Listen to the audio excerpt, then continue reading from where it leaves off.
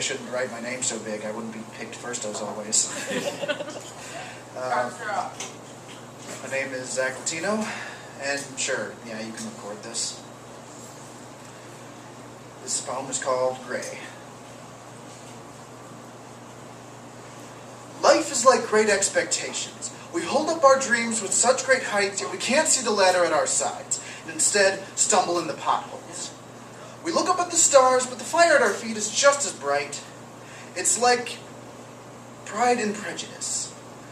We see people as equals, but only if we see them through our standards, and they share our biases. And yet we wonder why we can't be together when our worlds are far apart. Life is like Lord of the Flies, where fear is not under your bed, it's not in the dark, and it's not right next to you. Rather, it is in you. Right here, right here. And it forces you to walk the tightrope between the reins of reason and savagery. It's like the Hunger Games. Instead of facing it forward, we're content with killing each other and dividing ourselves among imaginary borders. Life is like Catcher in the Rye, where we try to keep ourselves whole in a world of plastic trees and cellophane people. We try to keep the paradigm shift in check by freezing time and rejecting all these phonies. Yep. It's like 1984, where someone is always watching over your shoulder through a one-way mirror, ready to pounce on any inclination of insurrection. We buy into the ideals of doublethink, believing that we are suffering from truth, from lies, all while the history books get a white-out facelift.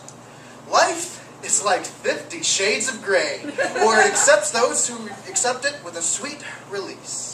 While it punishes those who vent and overanalyze it, they shake their fists at the skies yelling, "Oh God, why have you cursed me with such short tempers and blue balls?" That's right. Of course, you'll get a million different responses from the geniuses and giants of our time, but through the similes and metaphors, they're all saying the same thing.